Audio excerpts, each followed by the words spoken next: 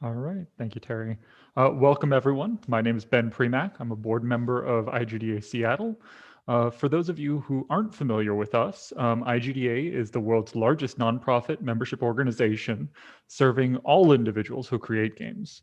The Seattle chapter, who's hosting the event tonight, provides a place to network, grow your career, and learn about what's going on in video games in the Puget Sound region. Tonight, we're shining the spotlight on a truly extraordinary Seattle-based studio. We have 5 members of the development team here from System Era Softworks, the makers of a video game called Astroneer.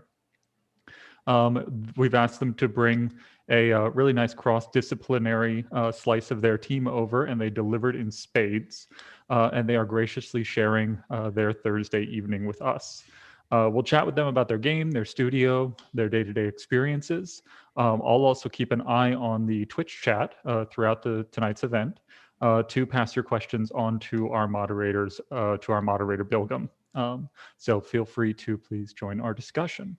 So with that, and without any further ado, I will go ahead and drop out myself and ask the panelists to briefly introduce themselves, and then we'll dive into questions. I'll go first. Hey, everybody. My name's Adam, creative director at System Era and one of the co-founders. Happy to be here. Somebody dive in. I'll tell you guys according to the order on my screen. Sam, why don't you go next? Yeah, hi. I'm Sam. I'm the lead engineer at System Era, and I have been here almost 4 years. It'll be 4 years in July. Cool. How about you, Aimee? Hi, I'm Aimee. I'm a senior producer at System Era, and I've been with the team for, I guess, since the end of January of 2020. Cool. Em? Hi, I'm Mia Goodwin, and I'm the narrative design lead here at System Era. I joined the team in February of 2020. Cool. And Joe, we're with you. Hey, I'm Joe Torado. I'm the marketing and comms lead at the studio, and I've been with the team since May of 2017, so pretty early. Cool, cool. Well, welcome, guys. Thank you again for sharing your experience and time with us. I want to start with you, Adam, about kind of in a somewhat chronological order, I guess, the beginnings. What I want to kind of find out about what ignited you guys to take that leap of faith at the beginning? Like, you're all working at different other companies, you have jobs. Where's that point? What's that moment like when you finally said, okay, like this thing is now going to happen. We're going to take the risk and we'll go. Yeah, I think when Astroneer started as an art project that I was doing on in my free time, on the spare time. And I was sharing it back and forth with a friend of mine, Paul, and he's somebody who I always enjoyed sharing my projects with to see what he would think. And he was really digging this project that I had going on. And I was gonna do this web comic of this astronaut that was like sent so far away out into space that it was a one-way trip. And it was going to be this whole comic that explored this idea of routine and what that can mean if it's like on loop over and over again. But when we were passing this art back and forth, we kind of like took a step back and we realized that there's kind of a game there, and we were really interested in survival games at the time. And it just kind of felt like space exploration was in the zeitgeist. So I think when we kind of were like, we think we can make a game out of this, is just when we decided to go full in on that. It wasn't something that we, kind of flirted with or pretended, to be excited about. We were truly excited about it. And then once things kind of got going from there, I always kind of describe it as just being like a snowball rolling down the hill. It just kind of got, the momentum gets bigger, the idea gets bigger, the excitement gets bigger, more people get involved. But it was when, we kind of saw potential there for a game idea. And as friends in the industry, we always wanted to work together, but we were on either sides of the continent. So having this thing to mutually kind of share ideas around brought us closer. And then he knew some folks that were looking to do some programming, Jacob and Brendan, on a project, and they really liked it as well. And then so once we started seeing other folks getting excited in this and seeing the reaction from our friends, other folks in the industry, we decided to take it more seriously because we saw that it was really resonating with other people. And for a long time, in a lot of ways, even today, it still feels conceptual, but especially back then, it was so crazy because we were just, throwing things at the wall to see what would stick with style and design. But yeah, it kind of hasn't lost its momentum yet. It still feels like we're that snowball rolling down the hill. That's cool. I mean, I'm trying to figure out which one of you guys is probably the oldest. Has been longest with the studio other than Adam.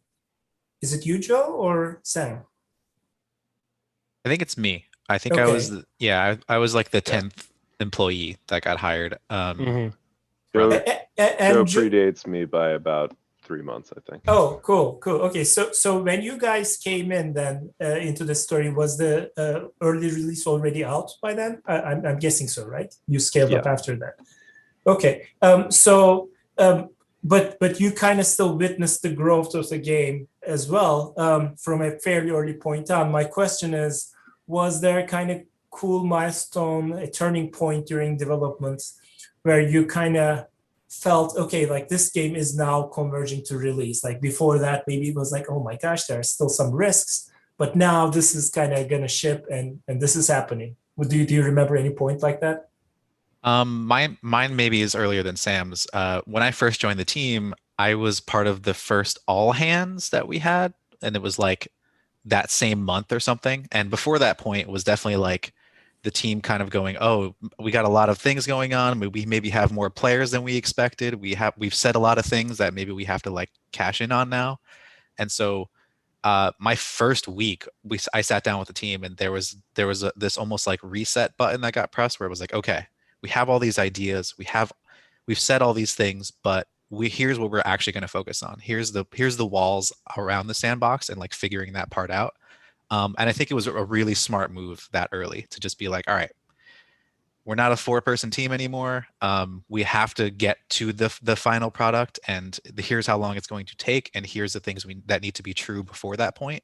And it felt cool. It felt cool to like know that those guidelines were being set up, because then there was like this sandbox to then sit and play in and have fun with for a while. So for me, it was around that point, around May in 2017. What about you, Sam? Yeah, I mean, I think so. It's interesting for me because I actually knew. So I didn't know Adam, but I knew Paul a little bit, and I knew Jacob and Brendan, two of the other co-founders, reasonably well. I was friends with Jacob, and so I would hang out with him occasionally as they had sort of started doing Astroneer first as a side project, and then as this full-time thing, and then it came out. And somehow that whole time I never really thought of working with them. And then, 6 months after it came out, I found myself looking to change jobs, and I was like, why didn't I think of this before? This is like, I love space, and this is an awesome game, and I like these people. I should go work with them. I think my feeling when I first joined is I really felt like, from my perspective, that the team and the game and what we were doing was really still figuring itself out, and that was a pretty lengthy process. When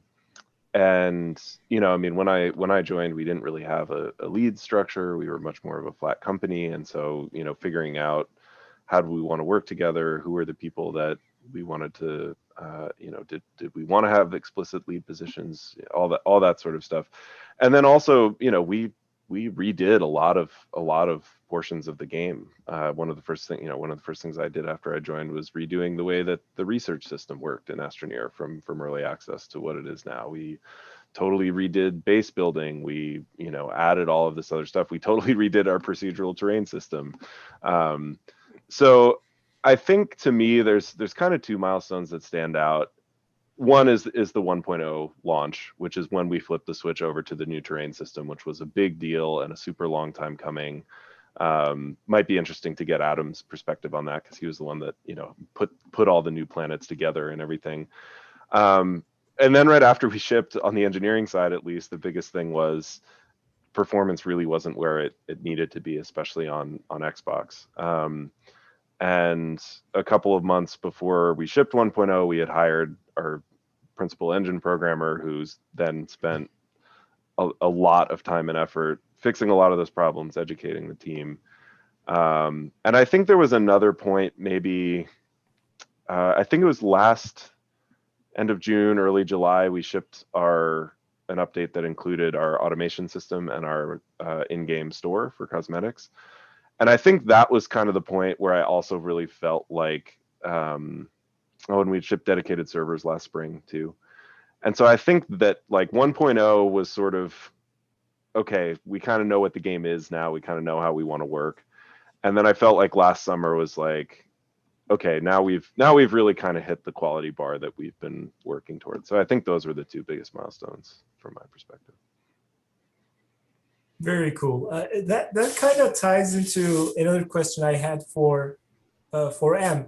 Em, you came in kind of later. At the time you came in, the game was already out in the world. It had a certain structure around it, and I guess it's fair to say it's not a game that was known for its narrative design at that point. So my question to you is, what was that experience like to come in and work on the narrative design of a game of this structure? Probably the worst possible scenario because of when I joined. I had about 3 weeks of FaceTime with the team, and then we went into lockdown. And as with coming in to any narrative job, especially when you're the entire narrative department, whether the game is just forming, whether the game has been there, whether you're coming in as a last minute saving throw kind of a thing, it takes a lot of trust with the team and a lot of just social experience building that trust to implement the systems and the execution that's needed. And I know, you probably want to hear about more, how's it putting the narrative together for a sandbox, but it's really not that different from a lot of other games. There's a lot of the same techniques across the board, and you really are just looking at the product itself and calculating, not only what the team is desiring for the story, but also what the audience expectations already are. One thing that I did really early on was I went through all of our fan content and all of our Discord boards and just anything that mentioned what people felt the story was. Surprisingly, a lot of people feel the story is very dark in Astroneer, despite our colorful atmosphere and our all ages demographic. But then you have to marry all of that together into something that is well balanced and will really help the overall IP. And that's been the primary work this year, alongside just getting to know everybody as much as possible when you don't have any FaceTime to assist you in that. But it wasn't, it was honestly a really good experience coming on from the standpoint of Astroneer has a lot of possibilities. And one of the things that has been very easy to execute on here has been starting our transmedia. That's probably gone the smoothest I've ever experienced coming in to help a group with that in video games. And we kind of hit the ground running. The moment I stepped in, we were already talking transmedia. And it was really heartening to have the freedom to just present a bunch of different ideas of how to execute on that, and then have the ability to knock that out of the park right away. But yeah, as far as the sandbox goes, it's what can I say? It's not as scary as it would seem coming onto a product like this. It just takes a lot more research so that you're both accommodating the team desires, but also not forgetting what the fan experience is. And can you clarify transmedia a little bit too? So transmedia is the extension of the media into other entertainment mediums. Originally, I've worked in a bunch of different entertainment mediums. I got my start in comics when I was 16. I actually have 2 degrees in sequential art. I taught it for 7 years and kind of bounced around between animation, film, video games, and comics. And when we're talking transmedia, we're really talking about how we're building the Astroneer IP story and brand, but outside of the game. Mm-hmm. Cool. Thank you. Adam, you had something to add, I think? No, I was going to say, like, you asked me about milestones earlier and what kind of sticks out. And the honest reaction is, and I'm not saying that because Mia's here, but it's for us to have a chance to collaborate with somebody like Mia and that has that expertise. We always saw potential in Astroneer, but and to be honest, like narrative and story kind of scared me when we were getting into this. It's as an environment artist in the games industry, I didn't get into it that far. Of course, I had to tell stories in the environments that I was in, but I wasn't thinking about it to the extent of making a game with that content. We always sort of figured if we created a true sandbox, then players would figure out their own fantasies and play those out. But especially after getting to meet Mia, which that process will always stand out as a big milestone for me because I really love that time of meeting her.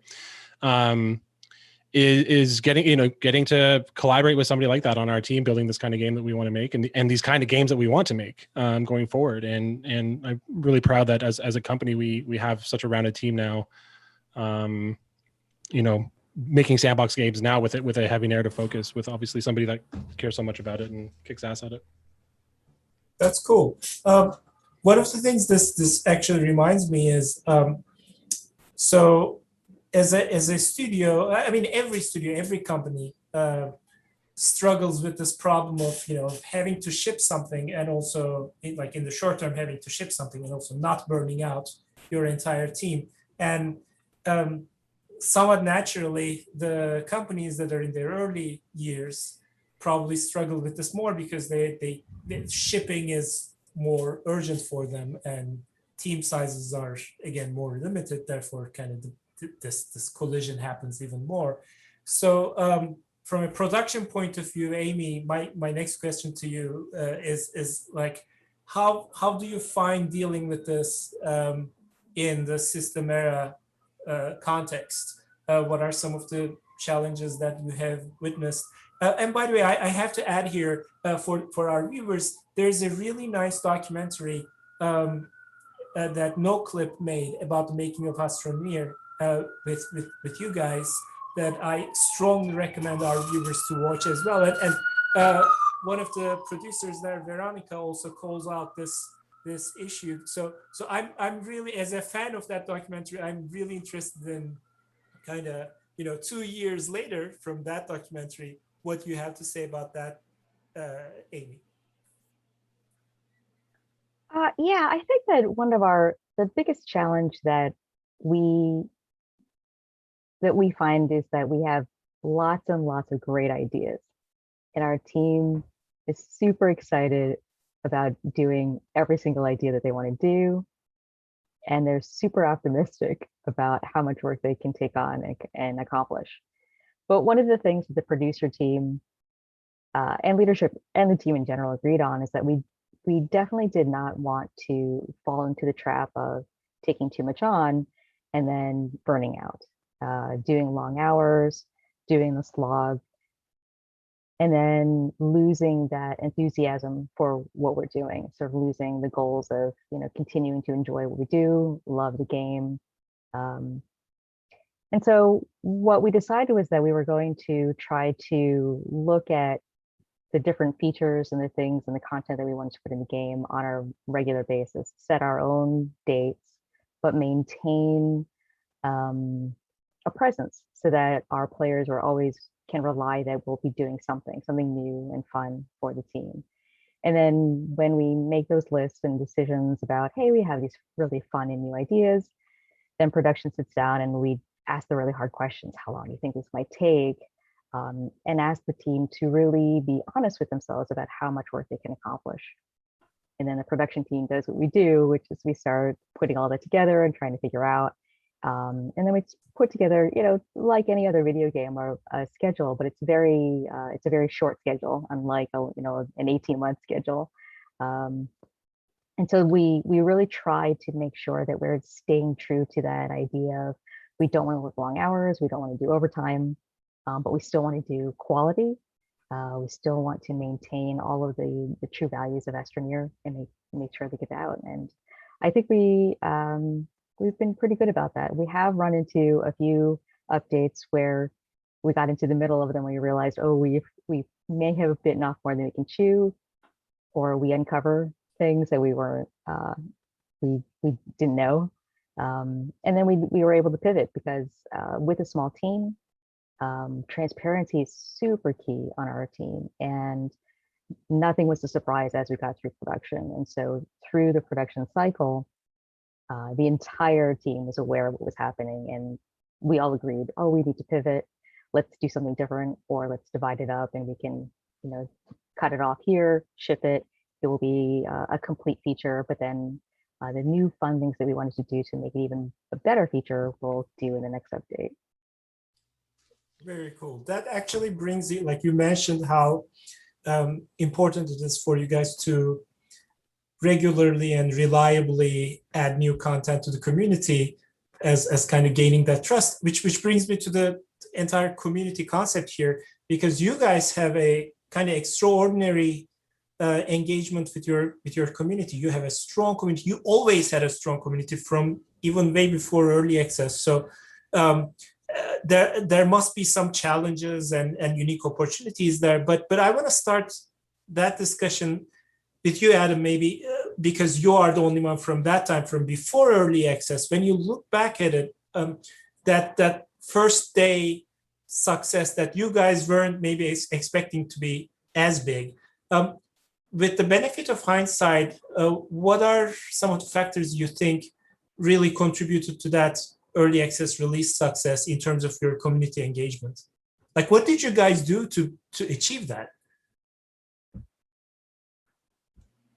I think we enjoy talking about it. Like it's such a lame answer, I think, or not a very great one to hear. But I think that we just really enjoy talking about it, and we were really proud of the things that we were showing, and I think that resonated every time we shared those things. So when we were showing terrain deformation for the first time, I think the fun that we saw in it was coming through in those GIFs that we tweeted on Screenshot Saturday.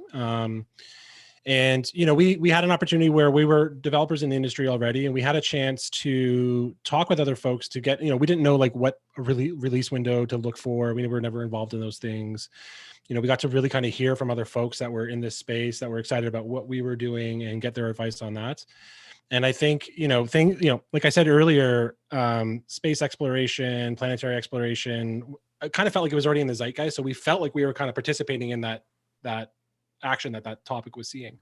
And so when, Mark Watney, when The Martian came out, and it was so successful, we were like excited by that. And, the novel almost became like a Bible to us in terms of like how to science the crap out of stuff and really kind of have fun with that kind of ad hoc engineering out in space. And we were just so excited by this. And I think that continuing to drip this out and really kind of take care on the visuals of it and portraying the fantasy that we wanted to see other people have with this, and the fantasies that we thought this could fulfill. I think it just resonated with people because it was already kind of bouncing around out there as a thing that people really wanted to experience. And then, early access comes out, and we had it did fantastic. It was doing great on Steam. And I think that the next decision that we made thereafter was just to be really honest and open about the development of it. I think a lot of people try to aim for transparency, but we knew we needed to kind of humanize the development process and humanize us as a team, because we were only 6 people with, just after a few months, with hundreds of thousands of players of this game, and we needed to grow our team and this game at the same time. And so that's where we met Joe, was with another group that was talking about other developers, and I had been friends with him from some online gaming communities that we were part of, and we saw an opportunity for us to be like, hey, one of the from AAA, one of the things that we don't really get to do is really expose the human aspect of it. I think that there is concentrated marketing efforts that go out there, but we could really just kind of say, we're having kids, we're trying to find an office. We have to also make this game and deal with the expectations of the player base. So why don't we also take this opportunity to show that and like talk about that on camera, reveal those sorts of things, take our lumps. Joe got frustrated at the amount of times in the early days that we'd like fall on our sword, which was a thing that we used to always kind of play with because we were so small as a team there that we could do that and kind of get away with that. There was just a lot of opportunities there, and that kind of rolls back into this idea that we're just a snowball rolling down the hill and doing our best to engage these moments that are kind of flying at us, and just making sure that we can decide and act on those things appropriately. That's very cool, Joe. I'd like to hear what you have to say about that too, especially after that that early access success. After you come in, like Adam just kind of laid out, there's still a big challenge of kind of keeping that up until now, to this day even. What were some of the things that you experienced at that time? Well, I will say that they laid a really good groundwork for marketing, the sort of guerrilla style marketing that they were doing. And I was paying attention to the game because I was on the other side of the aisle. It was like I was working at an indie game publication that was covering video games. So, I had done a video with them about their story at PAX like a couple months prior, and it was like a 5-minute little mini documentary thing. And so I was already really plugged into what they were doing and how they were doing it. And so when the question came up, I was like, yeah, I get how this is sort of working. And I think Adam sometimes maybe doesn't give them enough credit, like that early squad. I think they were doing something really smart as far as the marketing, because, and it's something that we use to this day. It's like the aspirational goals of the game are very apparent in the stuff that we do pretty often. And like also what really helps is having that beautiful visual style. So like when you just post something that's like, you can grok it in like 5 seconds in like a Twitter post, that's such great marketing, right? It's just this thing where you don't have to explain it to anyone. I don't have to like look over your shoulder and go, hey, do this or do that. Like in 10 seconds, you can watch the thing and understand the whole game. And I think because we are that kind of game where we don't rely on UI, it all kind of builds into that thing. So it's something that we do even to this day, where it's like, okay, well, how can I tell this story with the least amount of extra steps? And how can I show this thing off with like just at its bare minimum, that emotion and that feeling? And it's just been a thing that like we've kind of carried throughout time. I think the biggest thing that I wanted to say something about Aimee's point earlier. One of the things that I learned, because this is my first time working on a game, is that a lot of those deadlines and a lot of the pressure that comes with game development comes from marketing moments. It's like, hey, we have to hit this deadline. We have to hit this like, spot. And I had to kind of learn over time to be malleable, be more malleable, be ready to say, hey, listen, if we wait another 2 months, we're actually just going to get a better product, and being okay with that. And that's where I think it goes back to what Adam said about falling on the sword. We have become way more comfortable with that, of just saying, hey, listen, this update's just not ready. And like, we already have the sort of avenues to talk to people, like our vlogs and like our social content and our streams, to be able to deliver that message to people very like in a very direct way. And so we rarely see blowback from that stuff. I mean, in this past year, we like delayed a huge piece of content, and at basically the second half of 2020, just like our whole marketing plan just got completely blown up. And like, it was fine. We pivoted, talked to production, we figured out a way to communicate it to players to make sure that they understood what was going on. And because we've been building that vocabulary with our community already, they understand how we operate, they understand the sort of thresholds that we like to meet. It makes it really easy for them to understand it, but then also tell other people about it. So like, our most effective thing is being able to have that sort of common knowledge within those engaged players. And then I will often see them, defending us on Reddit and saying, hey, they delayed that piece of content because this thing happened, and it's not that big of a deal. We'll see it in 2 months or something. And like, being a sort of smaller team, a sort of smaller comms team, it's so helpful. It's like, those people are probably in chat right now remembering the moments that they've done that for us when I just haven't been able to hit all of the comms areas every day. So it's definitely a big part of our strategy. That's really cool. And I bet part of that also comes from the fact that when you say that you are delaying something 2 months, and then after the delay that it comes back, it really is high quality as you promised, and they can see that it was worth the wait. So the trust keeps growing probably. Yes. That's awesome. I think we've very rarely not met people's standards. And like you mentioned, it's that trust built over time. It's people understanding us. And then also, some of the video content that we do, like vlogs, brings people directly into the studio, like hearing about the minutia of certain things. And I've gone back and forth on whether people care about that kind of stuff. But I think we found more often than not that, like, I've done an entire episode with Sam where he talked about relevance, this relevance code that he was building that was like going to just make things disappear when you're not looking at them, and like, seems really lame, but at the same time, people at that time really wanted to hear about better performance, and so that was one way that we could tell them that we were working on that thing. So maybe a little bit insider baseball, but at its core, the message is, hey, we're working really hard to try and fix things for you. And that, I think, reads without all of the extra stuff, which is pretty cool. You also put in like a guitar riff and an explosion before I started talking about it, so that maybe helped a little bit. Yes, yes. That's marketing, right? Yeah. You need some explosions. Awesome. For sure. Well, that actually brings up not the explosion, but but the small team brings up an interesting point. Sam, for instance, you had in your past bigger teams. You worked at 343, and when you're familiar with that bigger structure. I'm guessing, Mia, in your past experiences too, the organizations were probably bigger. So when you come to a smaller team, let me start with you, Sam, on this. What are some of the different challenges or opportunities that one experiences as an engineer? Yeah.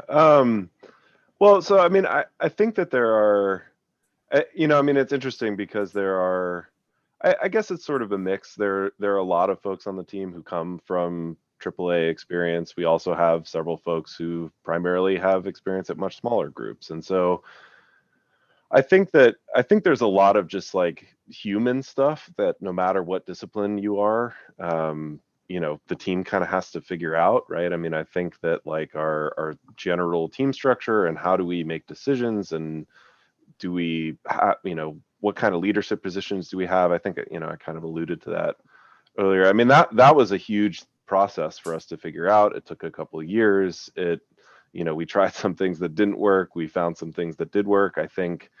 And I think it's an area where we're still growing, right? We've brought in more people. Some of those people have now moved into leadership positions.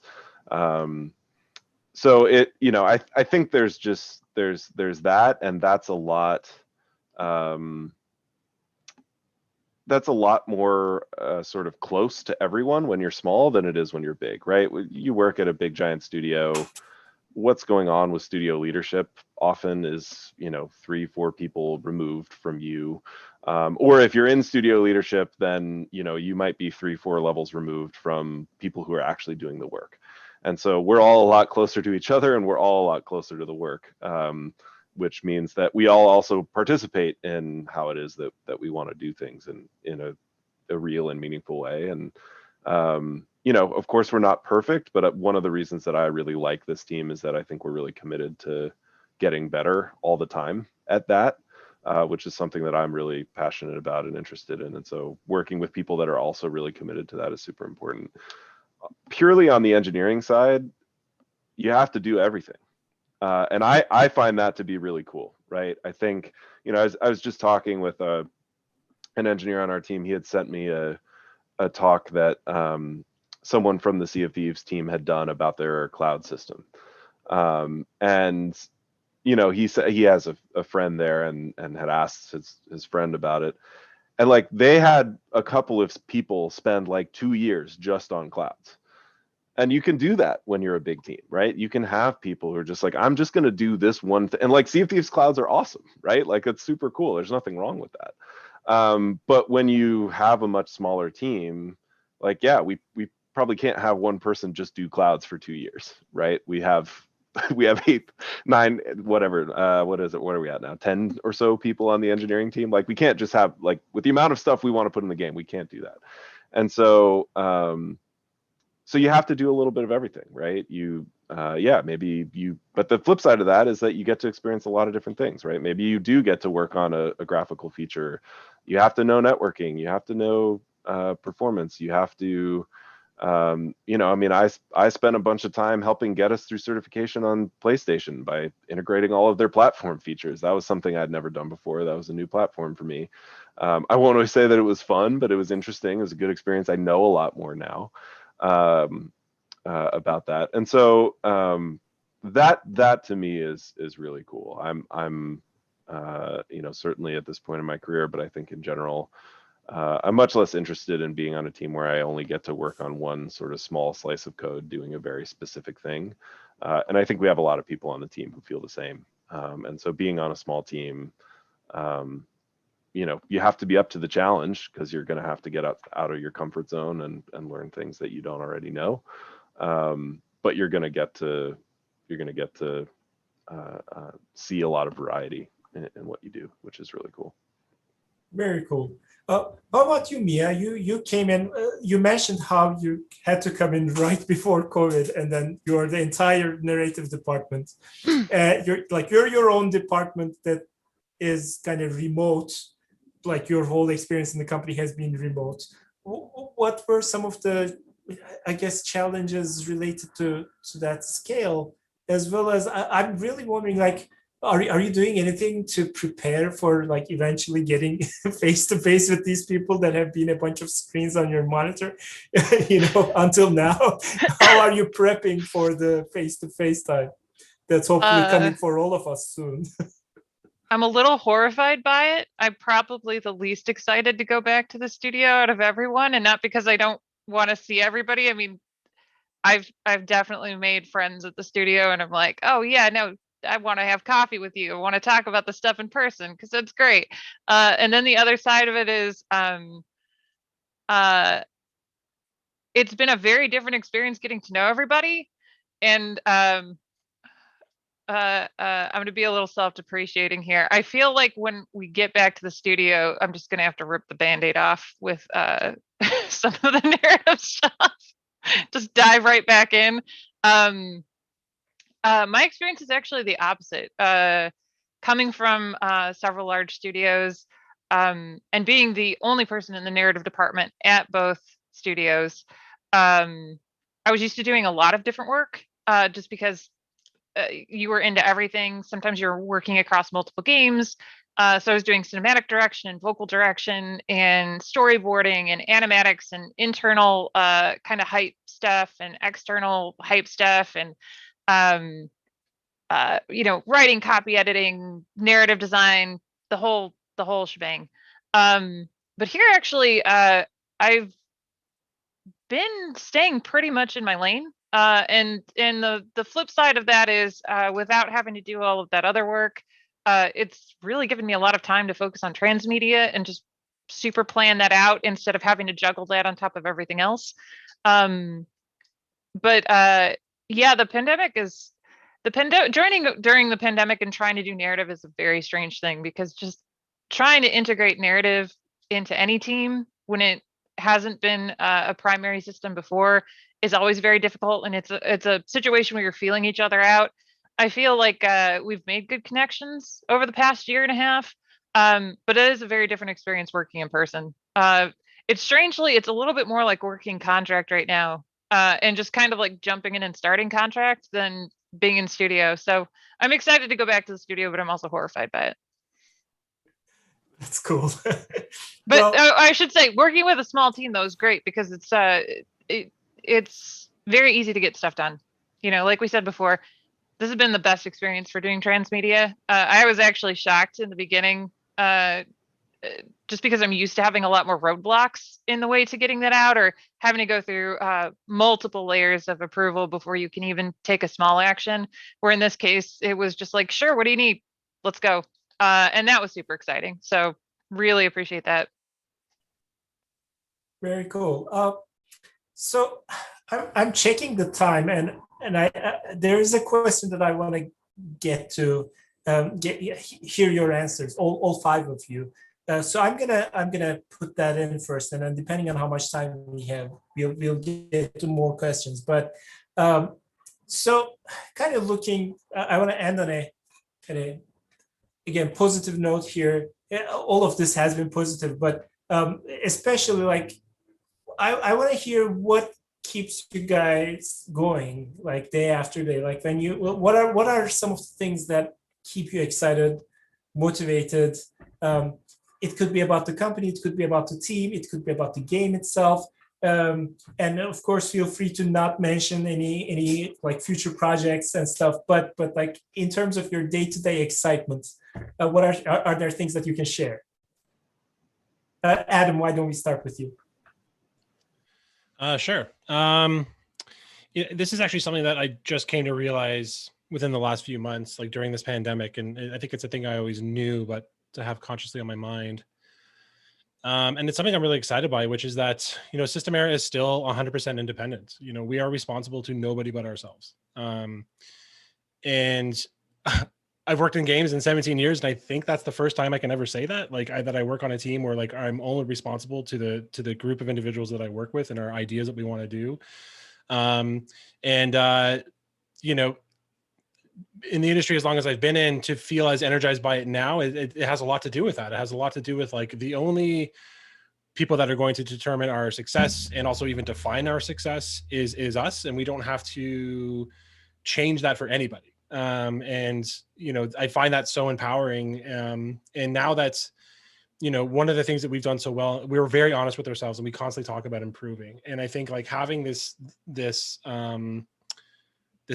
freedom to be just responsible to ourselves and wanting to continuously improve, that future, I don't know what that looks like, but I'm so excited by its potential that, I haven't hated a day working since, in a long time in video games, but especially with System Era and what we're doing here, because it just feels so like ours. It's this thing that we get to figure out together and be open about. I think Sam touched on that a little bit, that because we are so small, folks are exposed to a lot of things, and we look for a lot of discussion from everybody. I find it invigorating, not to speak on behalf of anybody else, but for me personally, having that just feels powerful. Very cool. How about you, Aimee? I think for me, our team is so creative, and they come up with so many exciting new ideas. There are so many documents in our backlog that I'm really always super excited to see what we might want to do. And I'm always like, well, why don't we do this thing and this thing? And it may not always be the right thing to ship out at a particular time, but it's always really exciting when those things, they start as a document and they coalesce into an actual thing that gets in the game. And then the most exciting thing for me is when it gets out into the world, and then you see the community response to it. That's always really exciting. And that's been the same for me throughout my entire career, as well as getting a team to put their heads together, put something together, get it out into the world. And then everyone's like, oh my God, this is so great. This is so exciting. We love this feature. And so all the new future features that we're working on and the new future content that we're working on, we're all really super excited about. So we can't wait to get it out. I love hearing these different disciplines being excited about very different things. It's lovely to hear. How about you, Joe?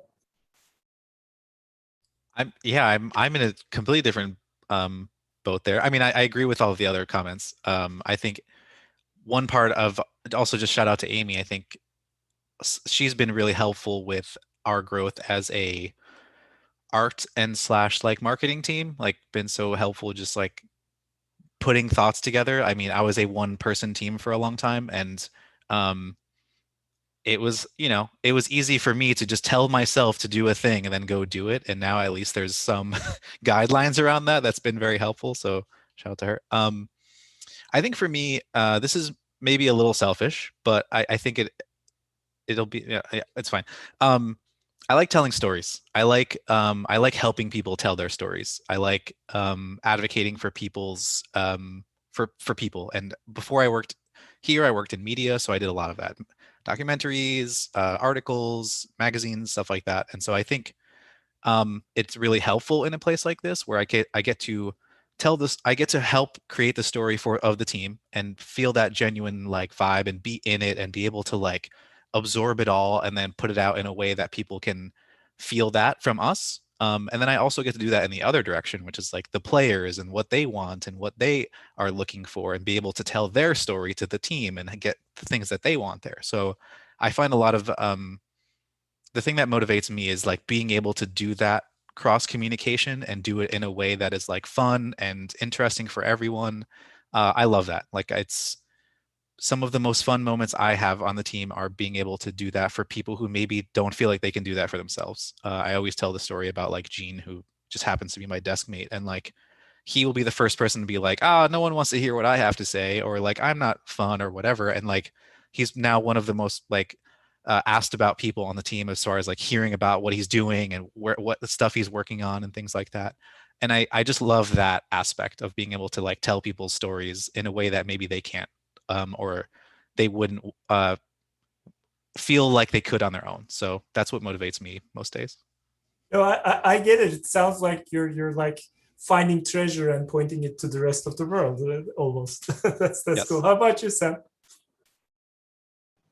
Yeah, I mean, I think that Adam probably actually said a lot of the things that I share in terms of our independence is huge. But I think, you know, it is. I'm not a co-founder, right? I'm not a co-owner of the company, right? And so I think there's a little bit of a different perspective there that requires. I think one of the biggest things that's a motivator for me, that's kind of required from my perspective, is a commitment to the team from the co-founders, from the owners of the company, from Adam and Brendan and Riley, that you know, that we're responsible for each other, right? That, you know, to use Adam's analogy of the snowball, right? I mean, the other people on the team aren't just, you know, people to chase the snowball until we, you know, burn out and hit a tree because we're not paying attention and kind of fall to the wayside, right? We're, you know, I think they really have fostered an environment that we're all in this together. And so, you know, when I was thinking about the question, I was thinking about something said, you know, Adam said about, oh, I haven't hated a day at work. I'll be honest and say there are probably days that I have hated for whatever reason or another. You know, what I mentioned, getting us through PlayStation certification, probably had a couple of those. And so I think to me, like, thinking about what motivates me on those days is more important than what motivates me on the good days, right? Because on the good days, I'm excited about what I'm working on, right? Like, the subject matter is cool. I'm programming a cool thing. I'm getting to work with our awesome team in some way. I'm seeing something else that somebody else has done that's super awesome and exciting. But I think that on those stressful days, on those days where it feels like a slog, or I'm stuck on a problem, or, you know, my computer's crashing for some random reason until I Windows update, which we were joking about before we went live here. Yeah, I think the thing that it, you know, I just tell myself, and that gives me energy to come back, is like, okay, well, it's up to us. Nobody else, right? Nobody else is going to come in and say, you know, oh, don't do this, do that. Nobody else is going to say, oh, well, you didn't do this by this date, so we're taking away all your money and you all need to go find new jobs now. Right? There's not going to be and you know, these are things that happen in the industry, right? And we're so fortunate to be in this position where, you know, on those tough days, it's like, okay, well, you know, we set this challenge to ourselves, so how do we overcome it? What's the next thing we want to do? What's the next way that we want to improve? Yeah, if things aren't going well, if I'm not the only one who's not having good days, then what do we do about that? And how can we do that in a way that still keeps us all moving forward? And, you know, that makes the bad days not so bad, because I think that's a huge positive motivator when you're working with another group of people. Ownership, right? I almost feel like you guys need to like frame, we are all in the same snowball here, like somewhere in your studio, well, maybe. Well, like I said, I mean, I really want to give Adam and Brendan a lot of credit as the two folks who I think have really fostered this outwardly in their interactions with the team. Right? When you have that trust and that respect and that commitment, that, you know, it's not just me as an employee, I'm expected to learn and grow and get better and take criticism and do all of those things, right? Like, they've set that example of, like, we're also going to be learning and growing. We're also going to take criticism. You know, that is uncommon in my experience. And so having that trust both ways is, yeah, it does foster that feeling of ownership that we're all involved in where the company goes. How about you, Mia? Short term, I'm really excited about a meeting that Joe and I were in recently for a thing that we can't talk about, but would be really awesome. Long term, I'm really excited to see what our fan reactions are to a lot of the story content once it starts becoming revealed. Especially because for the longest time I've been able to fly under the radar, and I'm always excited by the idea of when they find out that we really haven't been trolling them as much as they think we have. That's very cool. So I have some questions from the community here that I want to try to hit with you guys as well. So one of the questions we received is about, they're asking about community generated content. So they're asking, what are your thoughts on pros and cons of the single studio business model for content development like System Era versus community content model? Would you ever consider allowing community members to create content in Astroneer? I'll jump in on this one. I think we've always, like, I've said this before to some separate groups. We like games that do that. I mean, I know Adam was like hugely into Minecraft. I was for a long time, and like part of the fun of those games is UGC and people creating cool mods and cool visual effects and awesome stuff that like enhances the game. The problem that we run into is because we are so small, it's hard to manage that, and we kind of go back and forth between like wanting our vision for the game to be the thing that is out there, but then also knowing that if you open the floodgates to just let people put in whatever they want, like, can you control that? And you know, I think we're very honest with ourselves, knowing that like it would be hard to do that, and it would be hard to keep the game true to what we want. But I'd be curious to hear Adam's thought on that as well. I was gonna say, like, there's also, it's a big technical investment to do that, right? And especially since I think it maybe would have been a slightly different conversation had Astroneer been PC only when it first came out. But once you're on a console, you're then beholden to the various requirements of the console makers, and they often have a lot of requirements if you're going to put features into your game to share UGC. And so that's a technical investment that we've just decided not to make for some of the reasons that Joe mentions, but also because we're a small team and we wanted to put other stuff in the game, right? And so we chose to do that instead.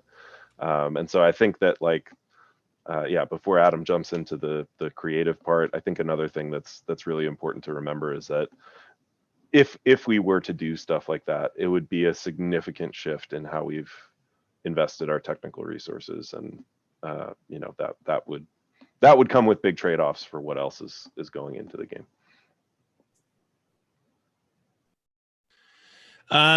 I wasn't even going to talk about the creative side. I was going to actually go back to that snowball analogy. Like, one of the things that I don't think folks will know about me is that, you know, I'm a college dropout, and I taught myself how to do game development on mods. Like, I love mods.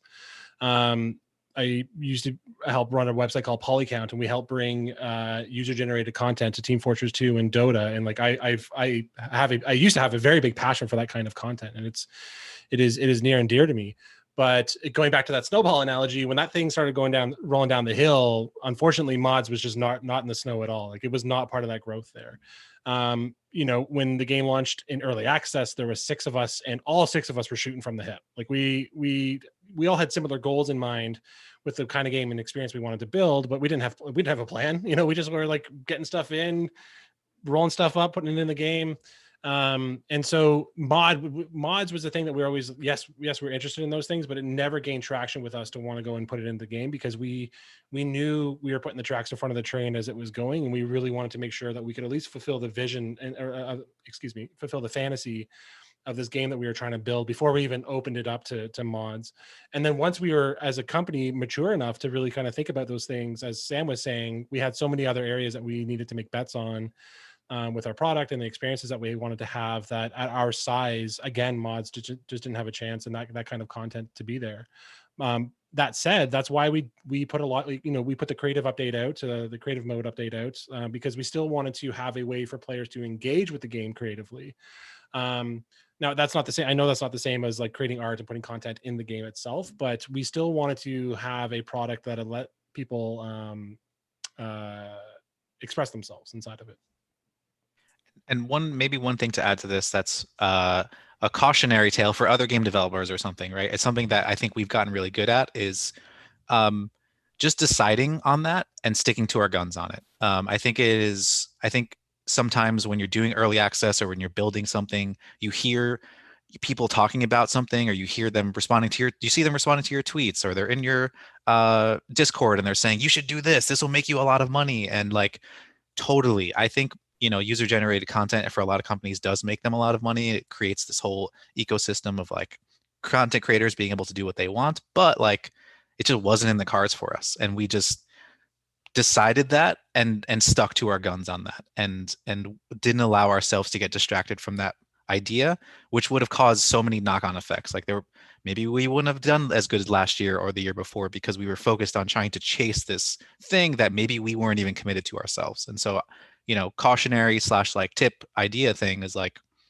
sometimes I've found for us that it's been better to just decide that, stick to it, and not let ourselves fall down that hole, because you can let that vocal minority, or that like the people who are actually right, they have a really good point, steer you away from your core idea and your mission that could actually put you in a worse position. So, and it might be one of those situations where you're choosing between two good ideas, but you only have time to do one, right? And so, those are hard decisions to make. But yeah, to Joe's point, especially with something like UGC, it's both, I think, from all aspects, from the creative aspect and not compromising the creative vision, to the community management aspect, and once that ball gets rolling, how do you sort of herd it in a way that doesn't get crazy, to the technical aspect of how does it work, how do you distribute all this stuff, how do you do that while staying in compliant with the various requirements, and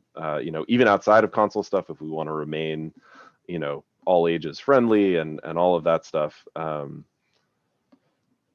It's that there's a lot to do, right? And so, yeah, maybe it would have been a good option, but we chose what's turned out to be other good options for us instead. That's true. All right. Ben, how are we doing on time? I mean, I see two and a half more minutes. I can squeeze in one quick question. Or I think we're doing great, and people don't seem to mind when we run a few minutes over. Okay. Do the panelists mind if we have one more question in here, and if we end up running a few minutes over, that's cool? Yeah, we have one more question from Twitch. They're asking, are there any key moments or pivots with the game that people might not know about?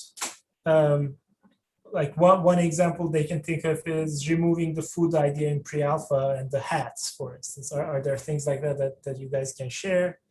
Oh man, yes, that was like one big pivot that we did that people don't know, but that helped us a lot or something.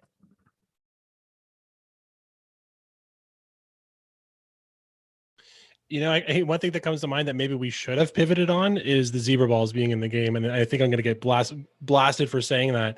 But the reality is that How dare you? Now they're canon and we love them. However, the reality is that they were shun the non-believer.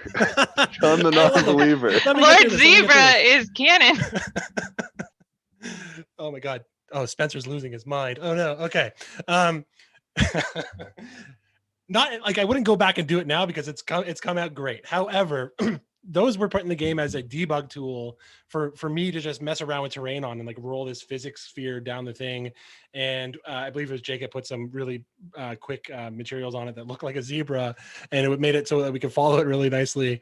And it was just this thing that like we shipped and it stayed in because it was something to play with, and we never had any plan for it whatsoever. And then it got latched onto as this thing, and then now it's part of Astroneer. They are these objects that are in the game now that have, they mean something to people. They mean something to me. I swear to God. But it was just this funny thing that like, luckily we didn't pivot on them and pull these things out and take all the weird things that we kept in the game.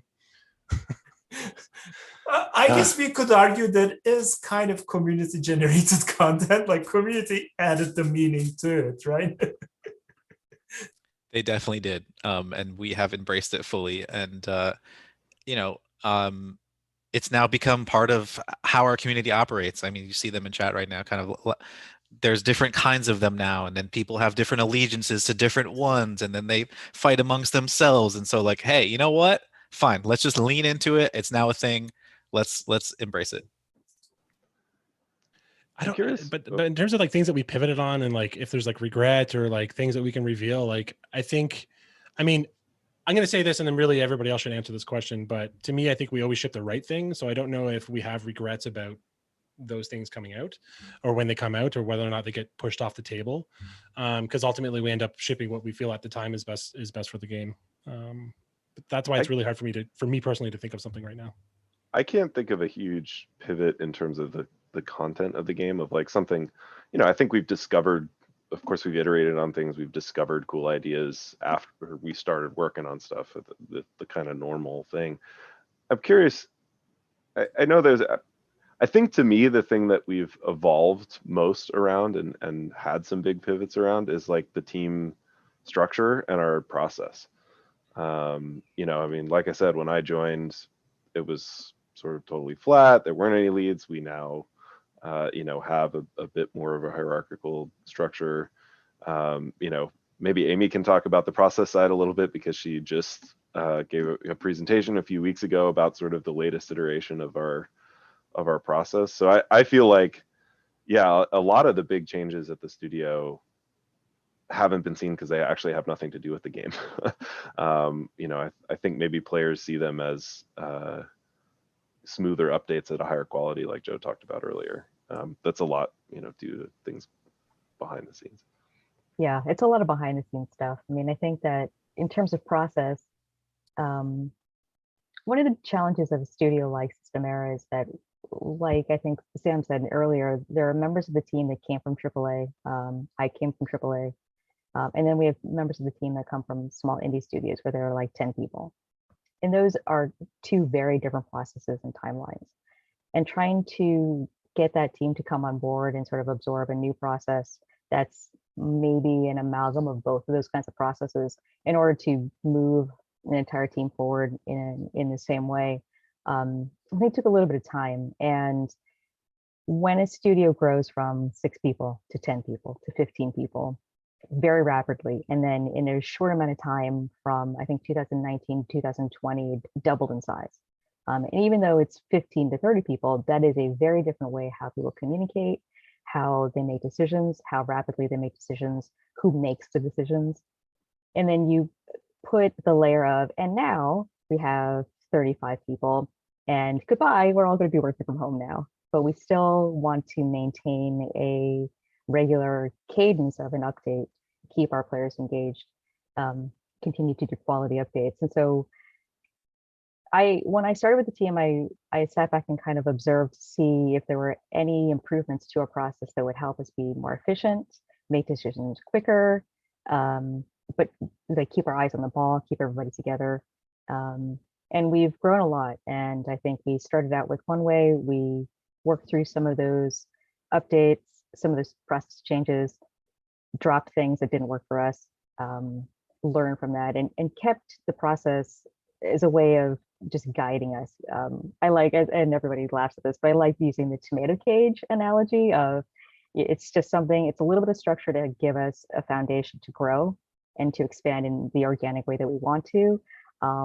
But it's not meant to prevent us from making our own choices as a team, or just growing in our own way, and it certainly isn't to tell everybody how to do their job. It's like everybody, does it their own way.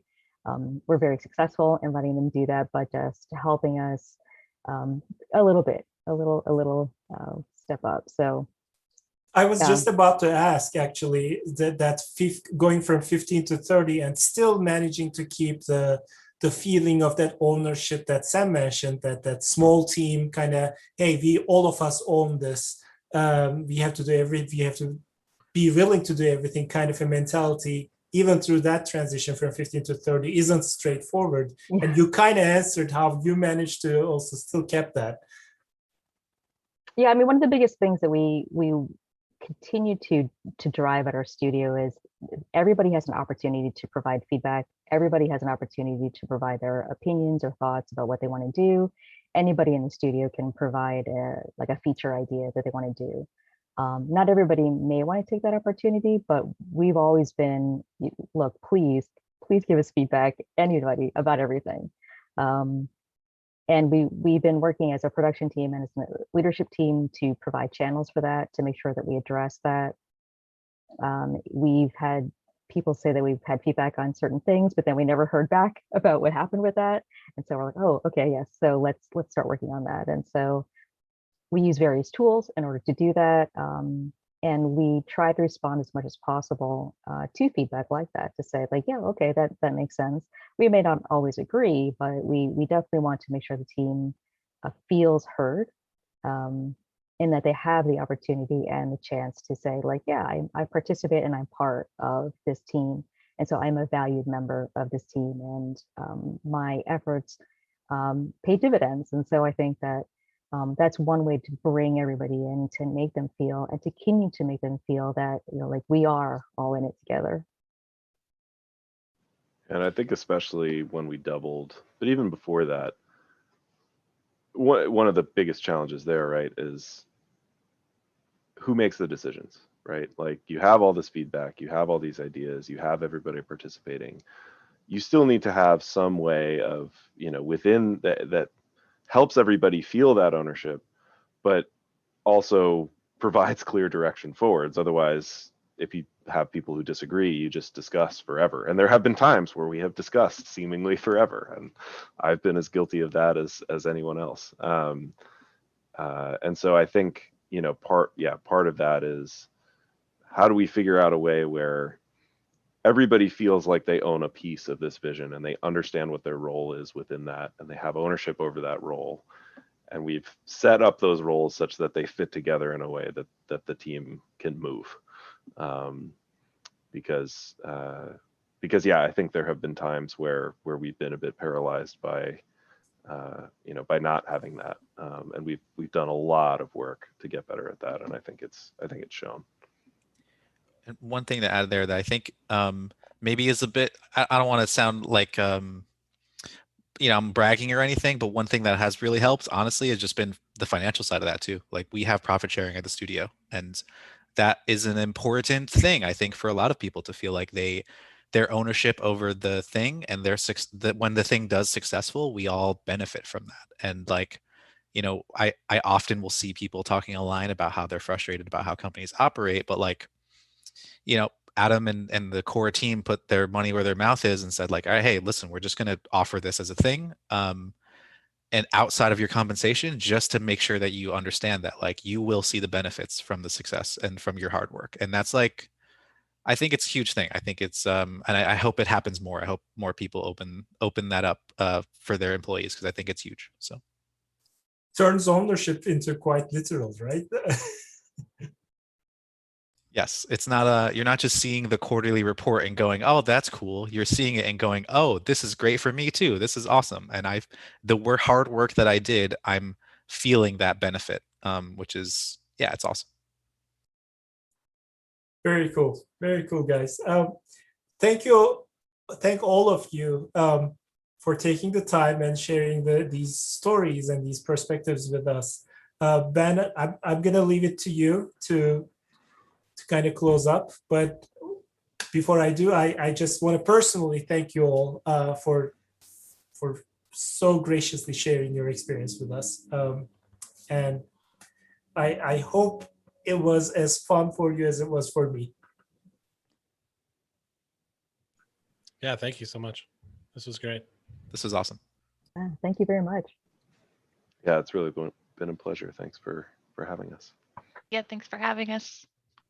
We'll probably be saying thank you for a very long time. So I thank you again for coming and joining us this evening. And hopefully, maybe we can do this again in a year or two, once Astroneer has taken the next steps down the road.